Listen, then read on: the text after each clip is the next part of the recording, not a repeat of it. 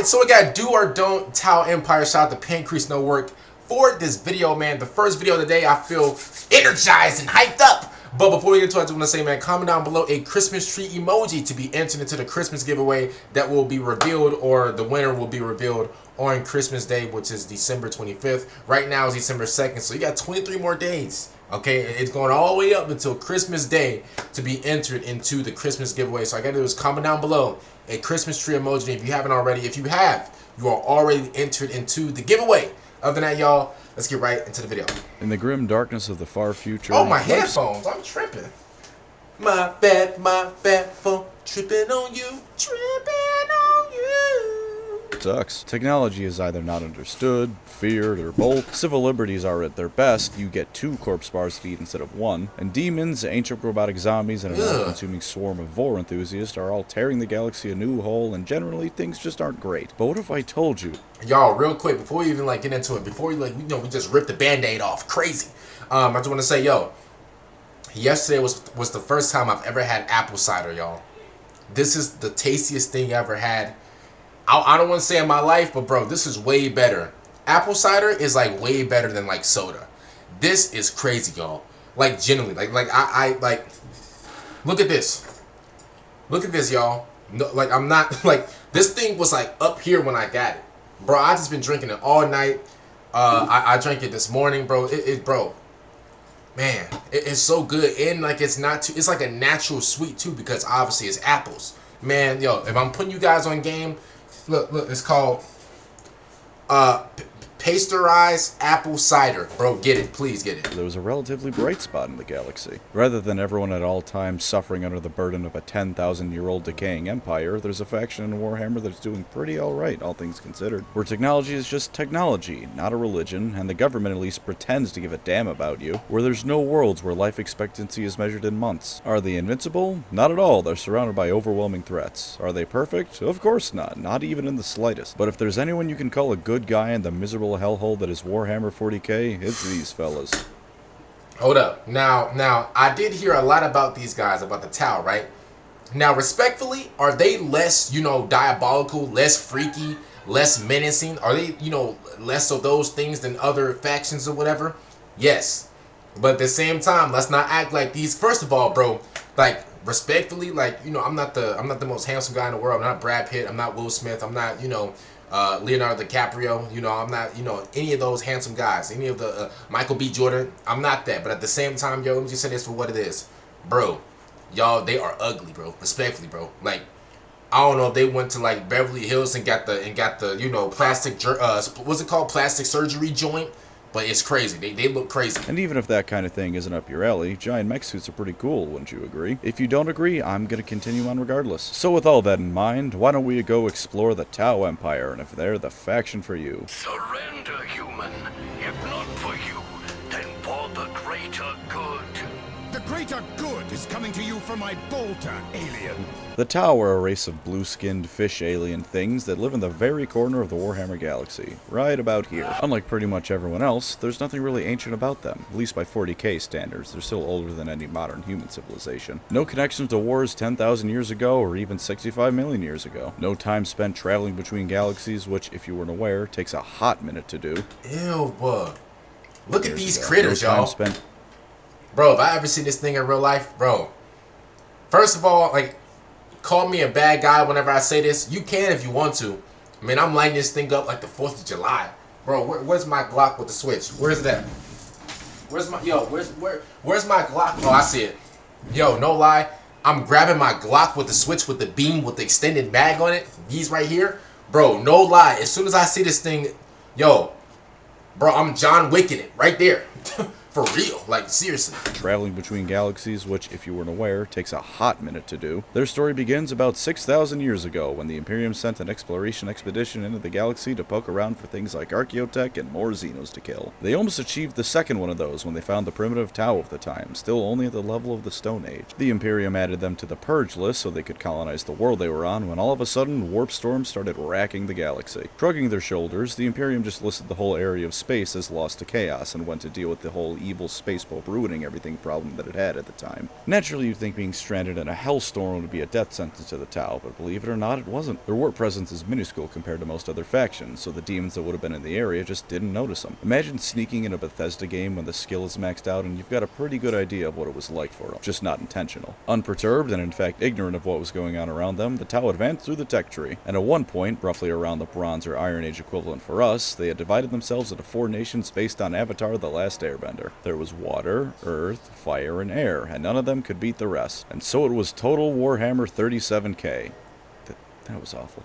Cut that out. Eventually, a mysterious 5th group of Tau known as the Ethereals united them. First, they appeared at a siege between 2 of these nations and convinced each side to just quit it with all the fighting if they wouldn't mind. Then they convinced every other Tau on the planet to make nice with each other, and soon enough, the never-ending Tau Golden Age had begun. The former nations organized themselves based on the things they excelled at before into a caste system. Fire Tau were the strongest, so they became the Fire Warrior caste who do all the ground fighting and pilot the gunmen. The Water caste do diplomacy, the Air caste drop bombs on... Bro, you know what's so crazy about this, y'all?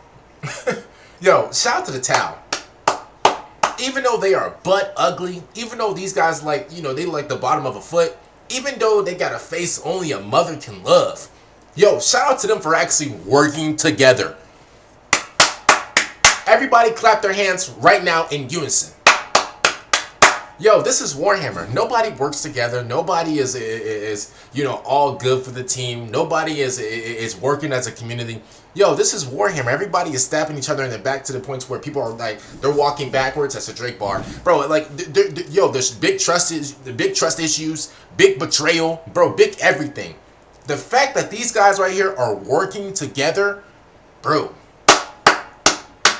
Clap it up. What a time to be alive. From above, and the Earth caste do all the boring technological development that no one cares about but needs to happen because it's a sci-fi setting. The Ethereals, naturally, are the leaders of the United Tau race because of course they put themselves at the top. In the span of a few thousand years, they went from a race of Stone Age barbarians to a star-spanning empire whose average level of tech is better than the Imperium's. And before you shit a brick, I said average level of tech, as in what Johnny Tau the Fire Warrior is likely to see day to day. I'll talk more about how it stacks up to other stuff later, don't you worry, Mr. Imperium fan writing fast to me in the comments. Eventually, the warp storms blanketing their little corner of space cleared up. Everyone in the Imperium except for the Mechanicus lost all records of the Tau's existence before reality decided to give the Tau a handicap. And even then, the Cogboys still had no idea that the Tau were anything but Civ 5 barbarians. So when the Imperium went to check what was in this part of the galaxy, since they just kinda forgot, they found an expansionist alien empire poking around the galaxy and asking if anyone would like to join the greater good. Indeed, several alien races near the Tau were integrated into their empire to varying degrees, such as the Crude and Vespid. There's also the Demiurge, who are supposedly replacement squats, but the actual squats are back now, so who the fuck knows what's up with them anymore. To make a very long story short, the Tau began annexing Imperial planets, and I want you to remember the word annexing, and integrating them into their empire. The Imperium naturally threw a hissy fit over this and declared the Damocles Crusade in response. At first it went well for them. There were some pains, like when they found out that Tau ships will obliterate anything at long range, but then some mad lad space marines got into broadside distance and fired everything, and the Tau rapidly retreated. Then things started not going well. Ships would arrive at their destinations completely separated from the rest of their fleet, making themselves very easy pickings for the Tau.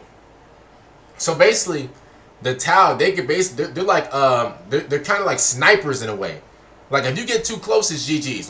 It's over from like short range combat is not a thing. Like they got nothing but snipers. If they can get you from like 2 miles away, whatever, that's cool. But whenever it's like a close battle, it's GG's. Tau. Any landings on Tau worlds after the first one went atrociously, and overall the Imperium learned that the Tau weren't just another random Xeno species to roll over and kill. After that, the relationship between the two became something kinda like the Cold War, except not really. There'd be occasional border skirmishes and an invasion every now and then, but also trade and cooperation against the occasional Tyranid Hive fleet and Orc Goon squad. Sure, they don't like each other, but given what's in the rest of the galaxy, they're more than happy to lay down their differences for just a moment if the need arises. I mean, if nothing else, what would you rather have as your neighbor? This or this? Let's take a break. True. Facts. Cause yo, I'm not gonna lie to you, bro. If the need arises. I mean, if nothing else, what would you rather have as your neighbor? This or this? Yo, cause I'm gonna be honest with you, bro. Like even in like the Bible, bro, it even says something like, I don't know the reference, but like even in the Bible it says something like, oh, like you shouldn't build like a big fence to like block off your neighbor. Like basically, like you should be there for your neighbor. Like you shouldn't build like big fences for your neighbor. Like you shouldn't exclude them out. I'm gonna keep it real, man. I'm building the biggest fence. if this creature right here, bro, if this menace to society, if this school threat, bro, bro, I want to say so many names right now, bro, but I'm a new man, bro. I'm a new man. If this Hall of Fame school threat was my neighbor, bro, respect, I'm building the biggest fence. Lord, please forgive me. I'm being completely real, bro. For real. Like, there ain't no, oh, happy Thanksgiving. No, there ain't none of that, bro. Don't even knock on my door. Do not knock on my door, bro. I don't even want this team even coming near me, bro. Like, I don't want to, oh, can I cut your grass? No, you can't cut nothing, bro. I'll pay somebody to cut it. That's how petty I am. These things right, bro, these things right here, they gotta go. I said it. Yo, if nobody go, listen, let me tell you something. One thing about me, if you're new here, how you doing? Shout out to you. If you're new here, bro, one thing you're gonna understand about me is, bro, it's very hard for me. Maybe when I was younger, it was really easy, but like nowadays, it's so hard for me. It's so hard for me to play it fake or to not keep it real. It's so hard. I can't do it, y'all. I become really exhausted. I become really I become flustered. I start shaking like a salt shaker, bro. I start glitching. Like I start like my programming is not. It starts scratching. You ever like you ever like you ever like be in the hood and somebody gives you like the like a new movie that just came out and it's like a regular disc. It's like a bootleg version. Like, you know, there be people standing up, you know, in front of the theaters and everything. Like, bro, seriously, like I'm gonna keep it real for what it is. Like, I start shaking, I start glitching. Like, bro, I gotta keep it real at all times. Because listen, if I don't keep it real, then what's the point of me doing this? You get what I'm saying? And I feel like everybody, you know, some people like when people like, you know, play a character or whatever, and that's cool. Like, I don't mind that at all. It's just, yo, I gotta keep it real. Bro, if these things were my neighbors, I feel like I would purposely start something so I can call the cops on them. My bad. My bad. Yo. My bad, bro. Let's take a break from the history and talk about the greater good, their guiding philosophy. To expand on it a little bit, the greater good is more or less the Tao philosophy on the universe and where the dead meme of them being communist comes from. It essentially means that each part works towards the betterment of the whole, each Tao and allied species contributing to the greater empire. Whatever course of action is best for most people is what they're gonna do. Granted, it just so happens that Tao are the majority race of the Tao Empire, but that's surely just semantics. Now, people who failed high school history class might immediately go, "Commie! Commie!" because McCarthyism is alive and well, but it really isn't. They have a caste system, the entire government is highly meritocratic, although at the same time rather nepotistic, and if nothing else, the Tao generally don't have to wait in lines for bread or toilet paper. If you're wondering what that sound was, it was everyone on the Sig Marxism subreddit doing a 180 on their opinion of me. TLDR, while there's an element of communism in the Tao, if you created what the Tao have in real life and told Karl Marx it was communism, he'd punch you in the throat. For all I said earlier about the Tao being good people by the standards of Warhammer, I meant it. I said to take heed of the word annexing earlier because that's what the Tao do. They annex worlds and the people on them. They aren't xenocidal. They're willing to make friends or at least allies with those who are willing in return. This has bit them in the ass before, which I'll get to, but it also lets them take over entire imperial systems because the Imperium is the worst government possible. That was about half hyperbole for everyone on their way to list governments that may or may not be worse. Granted, humans and other races are often treated as second-class citizens, but even then they can still rise up to positions of power, and by the standards of 40k, that's hugely better than anyone else. All that being said, they're nice by the standards of 40k. Throw them in Star Trek and you've got a villain on your hands. They're highly expansionist and seldom refuse a chance to take over an imperial world when the opportunity arises. Lore heavily hints that their ethereal leaders are using mind control pheromones to control other Tau, and people who are perhaps a bit too dissident may or may not be sent to a sterilization camp. Certain species are also on a list of beings that cannot be saved and must therefore be executed. But for context on how awful you need to be to get on that list, it's really only the Tyranids, Orcs, and Dark Eldar on it. Not exactly the races I'd call nice. Love also is not a thing in the Tau Empire, as the government literally assigns you a partner to breed with for the sole purpose of making new Tau.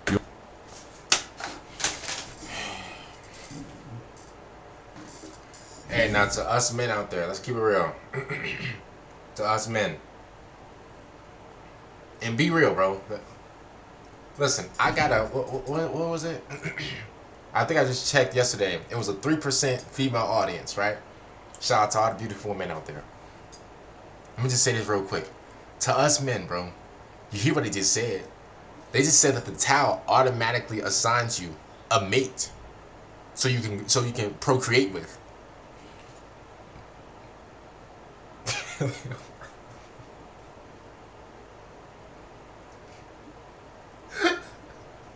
No, yo, hey, I'm gonna keep it completely real, bro. Like,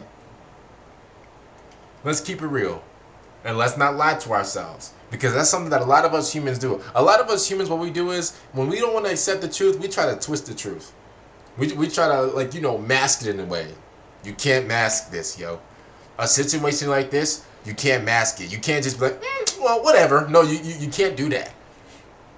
I already know, and this is what I think that goes, you know what? Nah, I gotta stand 10 toes on it. This is what I know that goes on down here. Let's keep it real for what it is, yo. I know they be trading girls like Pokemon cards.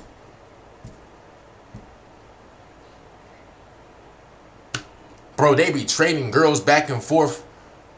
Oh, snap. The Charmeleon. Oh, the Squirtle. Oh, let me get that. Bro, they be really trading. Bro, I can already tell. Behind the scenes, behind closed doors, man, they be trading girls. And guess what? The girls, they be trading husbands too. Just to make it even better for everybody. The girls be trading husbands too. It's a wicked... Yo, just when I thought that the towel wasn't wicked, yo, this is wickedness, bro. Bro, they automatically assign you a partner. Man, come on. You don't think that... Yo. You don't think that... And let me just... I'm going to get up close and personal. Keep it on a down low between me and you, bro. You don't think that a lot of this towel... That a lot of the... Like these towel members... You don't think that a lot of these guys... You don't think that they don't be having second thoughts with their partner? Looks, attitude, and everything. That matters.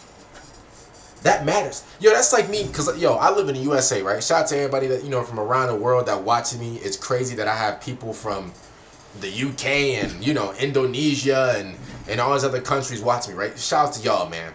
But listen, I live in the USA. Imagine if there was a thing to where they automatically assigned you a partner. Now, will the birth rates go up? Sure, right? Well,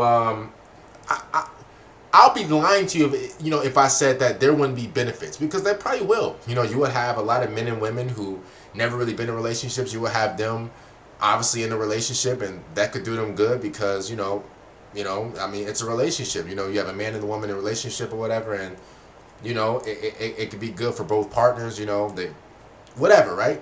But at the same time, what's so crazy is it's an assigned relationship. I'll be damned if I'm in a relationship, bro, with a crash out, with a nagging woman, bro. In the Bible, bro, man, yo, I wish I could pull it up right here. Yo, in the Bible, it says that a man would rather be on the corner of his roof than be in the house with a nagging woman. That's what it says in the Bible, y'all. I forgot the preface. It's in Proverbs or something like that. But bro, it says, yo, like, bro, you should rather be on top of your roof. Live, bro, hail, rain, sleet, or snow. Bro, I'd rather be in the depths of the basement. Bro, it says, bro, you'd rather be in the corner of your roof than be in the house with a nagging woman. Bro, imagine I have a nagging wife, a nagging woman, a woman who just can't shut up, who always blabbering, who did it. Bro, I'm not gonna lie to you, bro, because even in the Bible it says that, yo, we shouldn't even divorce like that, but, depending on the situation, yo, I can't lie to you, bro. Divorce. Immediately. Go ahead, please take half. Get out of my face. You can take half of the finances, but at least I got 100%, of my piece back. Go, shoo.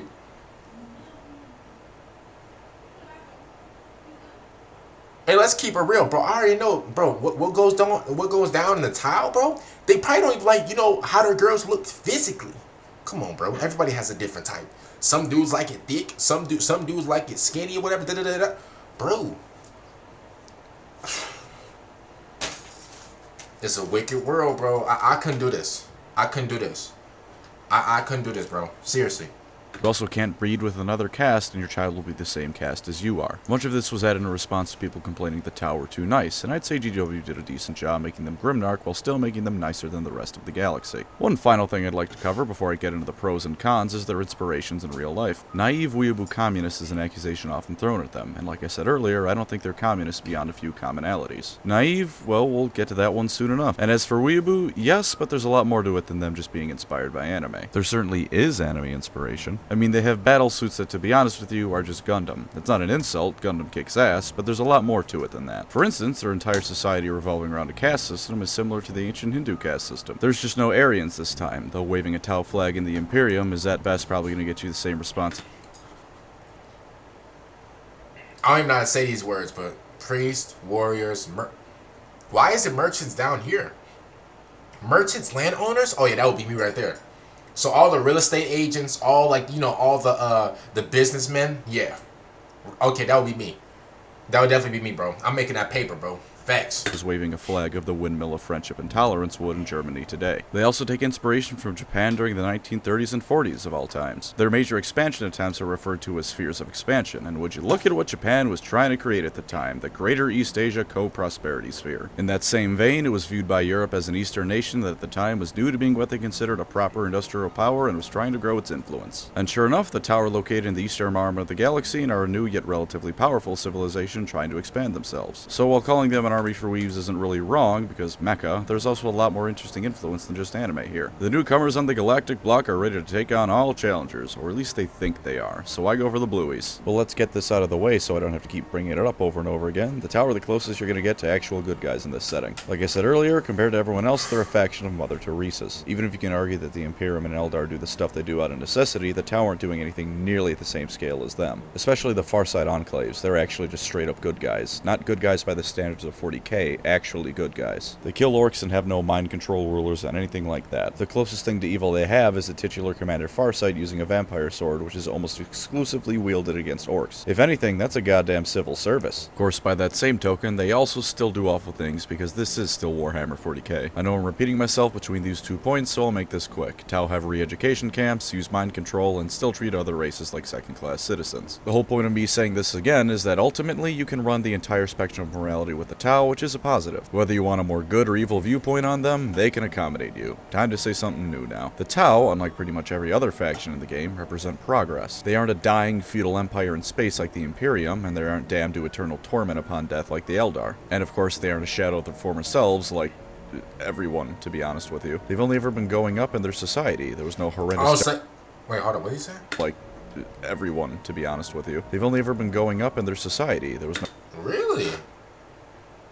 I thought they hit their prime already. Okay, bet. No horrendous dark age following a golden age that will never be recreated. They've had plenty of setbacks, sure, but they haven't been hard reset like everyone else has. I guess the Tyranids haven't regressed much either, but the only thing they're progressing towards is a galactic buffet table, so I don't really count them personally. If you like anime, then oh boy are these the guys for you. Look at all these wonderful Gundam figures. Even the things that aren't Gundam still look like anime. I mean, look at the basic Fire Warriors, dirty them up a bit, and tell me these guys don't belong in Cowboy Bebop or something like that. Combine that with the fact that the Tau are very distinctly I didn't get that reference because like I don't really watch anime. If you got it, shout out to you, but I didn't get the reference at all.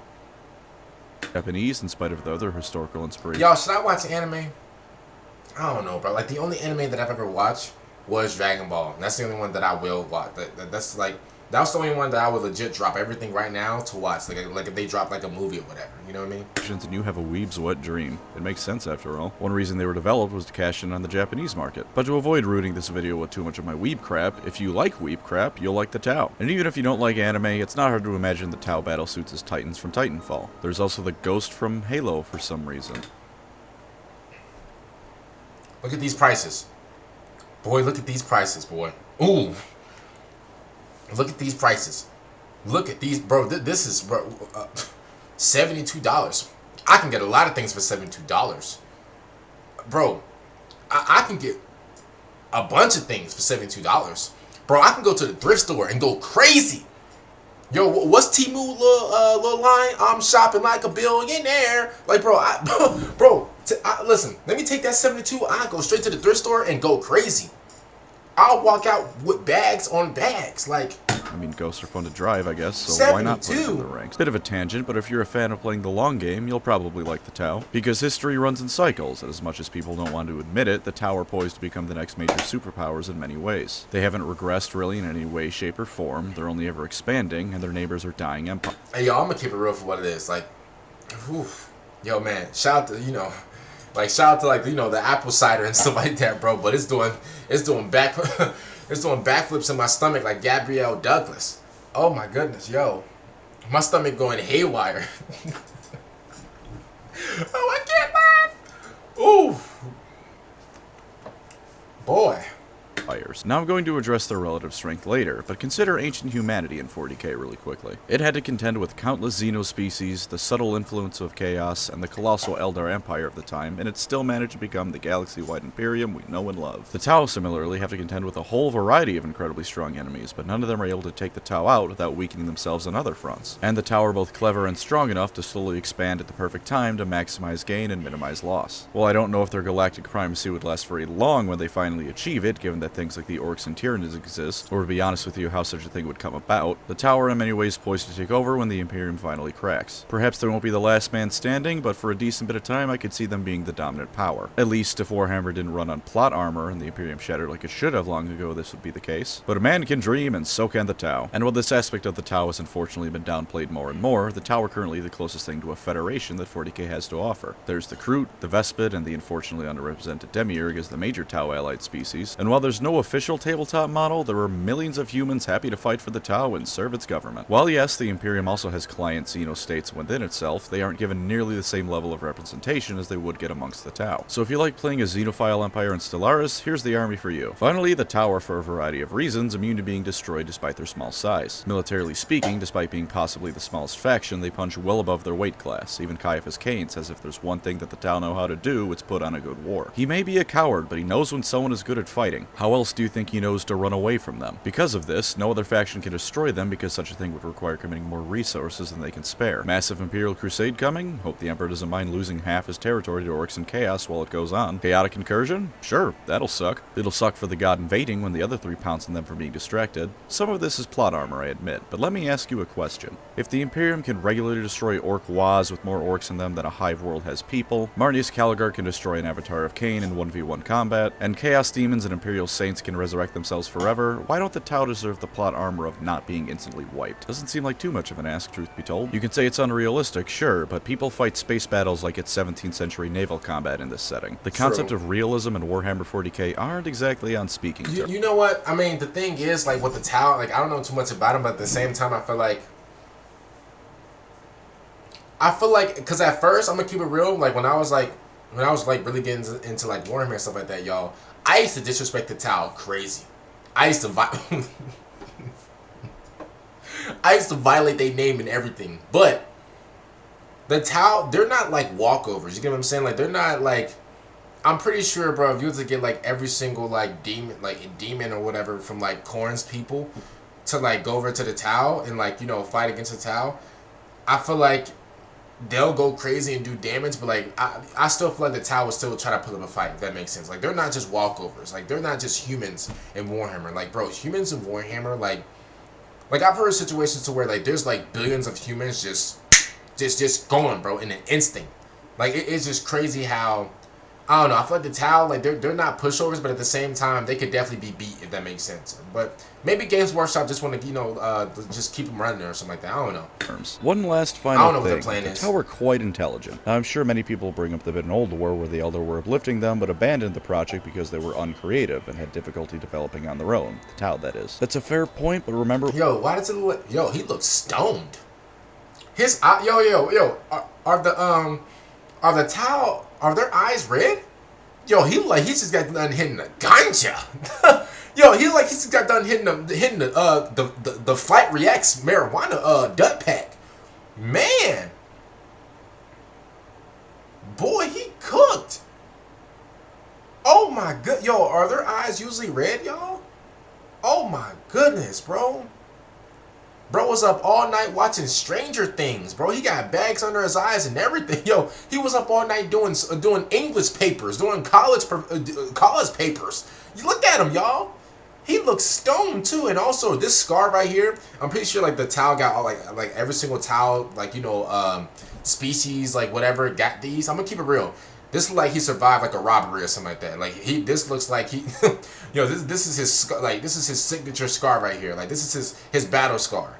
Like this is crazy, but like bro, it looked like he was up all night playing like the new Black Ops 7. It was the Eldar saying that. Because the Tau have a very minor warp presence, the Eldar's version of uncreative may damn well have just been they can't do space magic, therefore who cares about these chumps. They went from Stone Age tech to Star Wars in 6,000 years. In our own history, we went from the Stone Age to ancient Egypt in roughly that time span. That's impressive whether or not they did that by themselves, let alone the fact they're able to understand and replicate all of it. They were able to analyze the Codex Astartes to predict Space Marine battle actions. They were able to constantly adapt to Tyranid fighting organisms so the hive mind in turn couldn't adapt to them. Say what you want about these bits of lore and whether or not they're total BS, but at the end of the day, the Tau clearly have some spark of genius buried inside of them. How about some tabletop positives? The Tau are all about range. If you like playing a sci-fi army that actually acts like a science fiction army instead of medieval knights with power armor, then you want the Tau, plain and simple. In the lore, they fight remarkably like an actual real-life army, practicing economies of scale and force and doing their best to minimize their own casualties while maximizing the enemy, not just charging headfirst into the fray with a chainsaw sword. And naturally, this means they use, guns, not fucking swords. What this means for the tabletop is that anything downrange of you is swiftly going to be reduced to cinders and ashes. Their basic infantry weapon is perhaps the single best basic infantry weapon in the game, hitting its strength 5 AP 1. For reference, a bolt rifle, which is essentially an RPG assault rifle gun, is strength 4 AP 1. And that's on beefed up Primaris Marines. If you're running old Firstborn, you get strength 4 AP 0, my friend. Beyond that, there's of course this thing, for when you need there to be more missiles in the air than oxygen. And my friend. Beyond that, there's of course this. Yo, this looks like a Call of Duty kill streak. What, bro? What am I looking at? This is like you gotta punch in the code for it to work. Like, what is, bro? And guess what? You know what's so crazy about this? Yo, shout out to Games Workshop. Man, yo, they're finessers just like me, y'all. Bro, these guys, I bet this right here costs a whole like $500. You gotta pull out PPP loans to buy this. Like, you gotta sell your left kidney just to get this, bro. Like, this thing for when you need there to be more missiles in the air than oxygen. And of course, look how big it is. The Tau railgun for when you absolutely pause. I'm too quick. See, you didn't think that I was gonna pause it right there, did you? Yeah, pause. Let me just shut that down right now before you even be like, oh, he said it. Look how big it is. Yeah, pause. I know you try to get your clip off.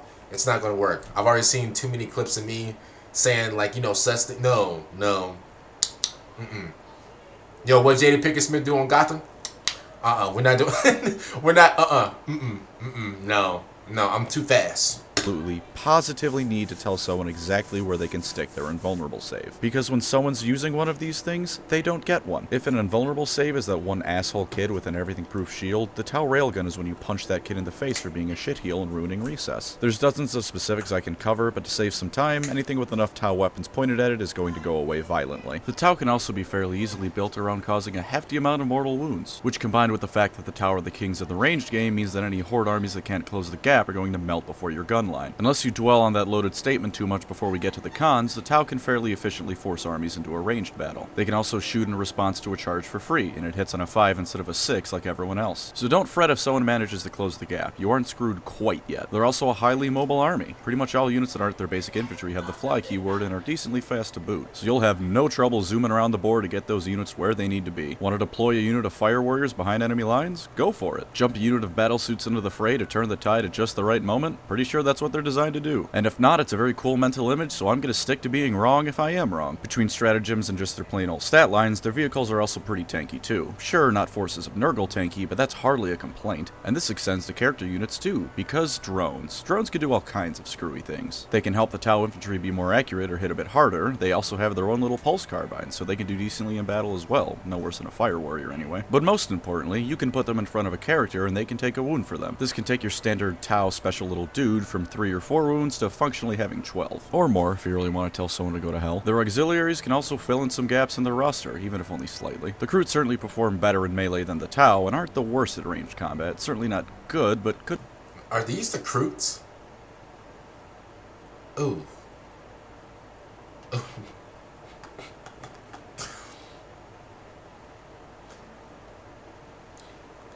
I'm not one for talking about people. Never was. But man, I gotta look good on the battlefield. I gotta be presentable. I know there's gonna be bullets and everything flying past me. You know, I'm dodging them. You know, like Neo from the Matrix. Yo, respectfully, this right here, yo, he looks crazy. Yo, no lie, if I'm in the opposite squad of this guy right here, and you know we shooting, you know, like the war's going on, and I look to my left like these, and I see bro, and he just screaming, rah, rah, you know, he look like he just screams. No lie, bro, I'm directing my entire army to aim at him. I know that sounds a little harsh. He gotta go. He looked, bro, like, bro. Now, that doesn't mean that we're going to spare all the good-looking people. No. It's just he looks too much of a beast and monster that we got to take. He looks more of a threat than everybody else.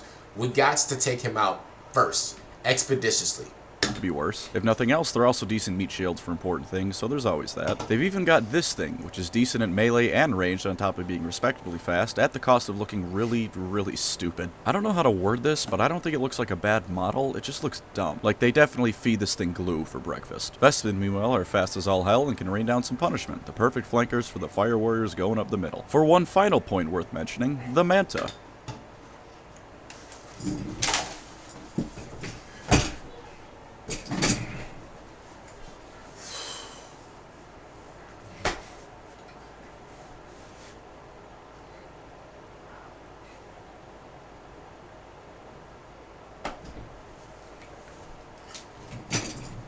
Hey, I won't. Yeah. Does it say $1,875? Does it say $1,875.50? Talking about some add to cart. Yo, I need somebody to bicycle this to me if I'm paying that much money. Are we serious? Talking about some $1,875. Are you sick? Bro, I can go to a third-party website to get the same thing for like $10. And y'all paying for this. They finessing y'all. Bro, they got y'all pockets on a hook, on a fist line. Hooking it.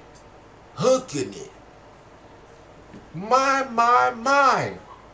This thing is 25 inches long and 34 inches wide. It is 28 pounds. Here are its stats. If anyone tells you that the Tau don't have a Titan, they're right, but they also clearly don't need one. Suck on that, Mechanicus. Did you note that this model can only make melee attacks against units that can fly? I'm sorry for all of you who cannot. Man, this thing better light up, dance, have a speaker with it.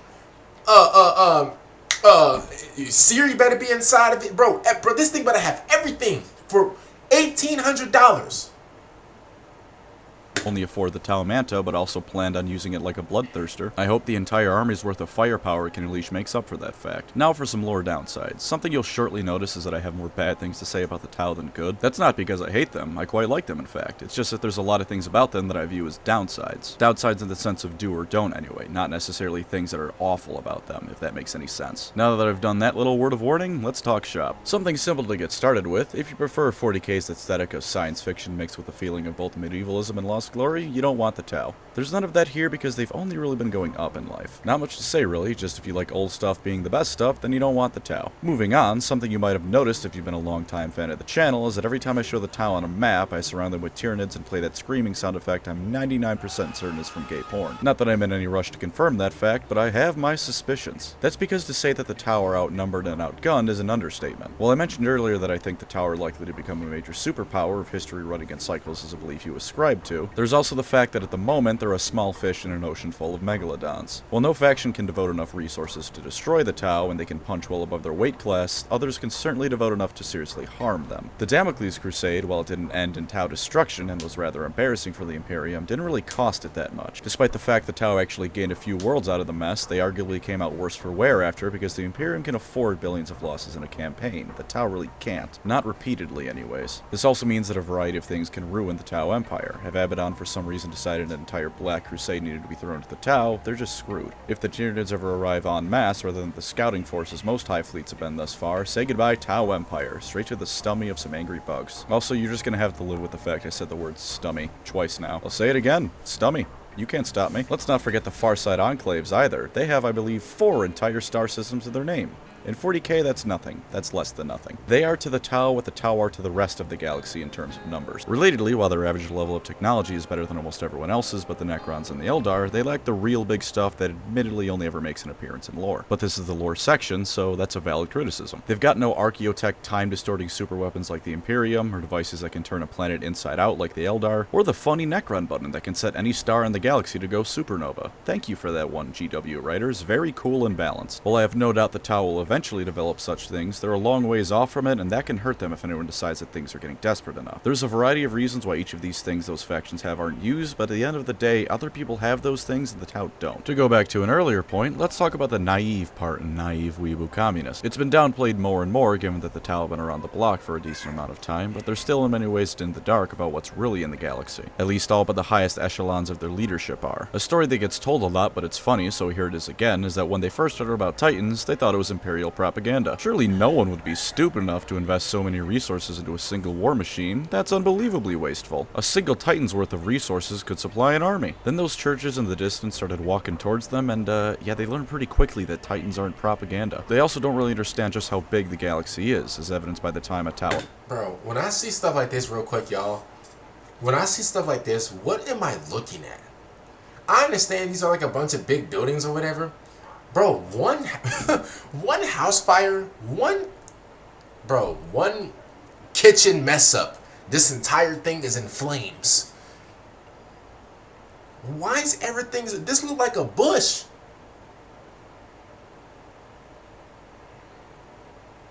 Y'all, legit, one little, you don't, like, you're not understanding this. One little whiff of fire, this entire thing is in flames.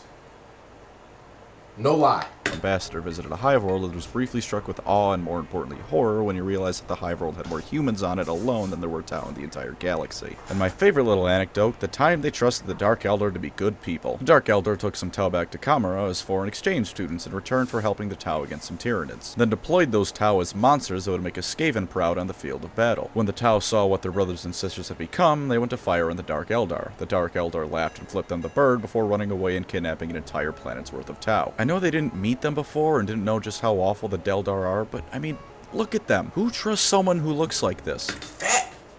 Bro, Pan, you're asking the right questions, bro. Why would you even communicate with somebody like this? Hey, respectfully, I'm not even looking at bro's direction. Bro, if I peep, listen, if I peep to the right and I see this right here, and he's like, sir, I'm calling you, sir. Bro, I'm gonna put my headphones in, bro, and I'm gonna just keep walking. I'm not even turning around to help him. Because 99% of the time, if somebody needs help, I'm gonna help him. This dude is the 1%. I'm not turning around, bro. I'm not about to break my neck to help. No. I know they say don't judge a book by its cover, but what... We judging it. We're judging it, bro. We're judging it, bro. We're judging it. That's covered in spikes and flayed skulls, maybe just this once it's okay to do that. Anyways, point is that the Tower in the dark about just how awful the galaxy is and just how far out of their league they are a lot of the time. Lastly for lore, or at least lastly until I think of something else and then say lastly twice because I'm too lazy to go back and redo the script, see also a few minutes ago in this very video, is something that funnily enough applies both to the lore and tabletop, so here's the segue to the tabletop cons. They fight like a modern army, which makes them stand out and lends them a sense of realism. Realism is not something that generally survives first contact with 40k, so while realistically they shouldn't be losing when some goober charges them across an open field with a sword, this isn't real life, it's 40k. So yeah, they get chopped into bits a lot because people in this setting don't recognize projectiles as a real threat. Speaking of getting chopped to bits, you're probably already well aware that the Tau aren't the kind of army you want in a melee fight. like at all. They perform about as well as guardsmen, which is to say very poorly. Problem there is that guardsmen are designed to die so the things can do their job well. Fire warriors aren't. Really, the only Tau model that can do melee within the level of true proficiency is Commander Farsight with his vampire sword thing. While their unparalleled range game means that they have a decent shot of cutting people down before they close the gap, anything that does manage to get close is going to ruin your day. And while I wouldn't want to get punched by a battle mech that's as tall as my house, that doesn't mean that's what it's designed to do. Any dedicated melee army getting to choppy range is a death sentence for you, so heads up on that. The range game is also pretty heavily reliant on marker lights. To sum it up, imagine a laser sight pointed at someone, except when you hit them with it, it stays on them. Using marker lights well allows the Tau to hit shots that otherwise they likely wouldn't, and turns their already impressive range game into something that's damn near unbeatable. Yo, they got the aimbot of doom. Yo, so if somebody hold up. So like y'all see my Glock with the switch with the high beam on it with the extended mag. So bro, if I ever see somebody whatever like with my high beam or whatever, the beam stays on a dude. So even if he looks back at the beam and he's spooked like he's seen a ghost, like it won't leave him. Like the beam won't leave him. He could run from left to right, like a goalie in football. It doesn't matter. Problem is, if you can't land a marker light shot for one reason or another, the Tau don't shoot any better than a guardsman. If your sources of marker lights are destroyed or you're just unlucky with rolls, you can have a perfect plan and it might not matter because you hit only half the time and Oh, so you gotta have good aim. If your aim is booty juice, you can't be... Wow, okay. I like that a lot. Wow, bro. That sounds nice. Okay, so you gotta have good aim, bro. If your aim is dog water, yo, get off the sticks immediately. Berserkers don't really care about things like bullets. Their steady diet of glue and crayons makes them immune, you see. Critical use of your marker lights is key, and while using them as a distraction is a valid tactic, you need to be careful with that before your well thought out trap turns into just shooting yourself in the foot. I mentioned earlier how a lot of the units have the fly keyword, which is a major buff to their mobility. Their predictable downside is that anti-aircraft fire is going to send a lot of these units plummeting into the ground like Black Hawk Down in space. You'll need to know what each enemy unit can do as well as what your own army can do with the Tau. While it isn't like the Eldar where a certain unit is only really good in a certain situation, for the Tau it's more along the lines of knowing what units can get through and what's going to shred them like paper. Your battlesuits jumping in to save the day isn't going to happen when Jerry the Guardsman kicks back at his AA gun and blows them all out of the sky because you thought that having 4 wounds made you a god among men. Their auxiliaries are also pretty meh in the grand scheme of things. This is largely due to a lack of support in comparison to the battle mechs. Sure, Battletech is cool and I'm glad Games Workshop agrees, but allied alien species are also cool and there's a very limited amount of those to get. A mainly crude force is just gimping yourself. If you want to play a mainly Vespid force, I don't know what to tell you. They're relatively niche units, good at their specific roles, but beyond that, not great, and certainly not something to build an army out of. It's very fun to see them on the tabletop instead of the 50th Hammerhead, but unfortunately being unique and interesting means nothing in the eyes of Games Workshop. Lastly, money. Tau models are expensive both in-game and in real life. Losing a big unit can be crippling. Not to nearly the same extent as the Imperial Knights or Custodes, but enough to where throwing battlesuits at a problem until it goes away isn't really a viable tactic. In terms of real-life money, take a look at the Storm Surge. Look at that! Isn't that just so cool? Turns out they didn't just copy mecha in general, they copied the price of importing the goddamn things from Japan. So get ready to shell out some fun bucks if you want to collect the Tau. And bro, this is, let me see, add the cart. Wait, this is Amazon. So if you don't got Amazon Prime, bro, GG's. If you don't got Amazon Prime, yo, imagine the fees you gotta pay. This is something that we're not counting like into the fact, bro. Bro, the fees, that's where it's at. The fees is where it's at. Now, obviously, bro, $170, bro, for this right here, man, I could get this thing right here for $5, bro. Yeah, I could really finesse it. And if you guys are like, oh, no, you can't. Oh, you might get the Lego version. I'm not laughing, bro. I'll get this for $5 in real life. Quickly. You got to pay $170. Yeah, you do. I'm getting this for $5. Tops. And that's the basics of the Tau done and done. Hope you enjoyed the video, and remember... Hey, man, shout out to Pancrease Network, man, for this video. Hopefully you guys enjoy. I know I yapped a lot in this video. Man. Make sure you guys, again, comment down below Christmas tree, man, to be entered into the giveaway. Make sure you guys subscribe to the channel. I really appreciate all the support from January to December, man. We here at the end of the year. We got the Game Awards coming through, next week, I think. Yeah, next Thursday, I think. That's when the Game Awards are here, so be looking out for a lot of, gaming reactions and stuff like that. 2026 will be a year where You will see a lot of mixed content with Warhammer and video games, y'all, because there's gonna be a lot of good video games dropping next year, man. Like honestly, this year it wasn't really a lot of big video games dropping. That's why I really didn't cover a lot of video games. I mean, I covered the Fortnite live event. I covered like some. I reacted like some Hollow Knight things or whatever, but this year wasn't really a big year for video games. A lot of things got pushed back. I mean, it is what it is. That's just, you know, the video game industry. I mean, a lot of games get pushed back, but I can definitely see 2026 being a good year. We got GTA coming out at the end of the year next year, so was I surprised that GTA got pushed back? No, but at the same time, man, it's been 13 years. It has been a long time since we had a new GTA game, but it is what it is. New Wolverine game. We got the Resident Evil Requiem. That game's coming out early next year as well. Hopefully that game still comes out on time. At this point, we're not even just praying for games to just come out. We're praying for games to come out on time. Like if we get games to come out on time, bro, oh my goodness, that's a blessing. But at this point, I feel like a lot of us are just expected for a lot of games just to get pushed back because, you know,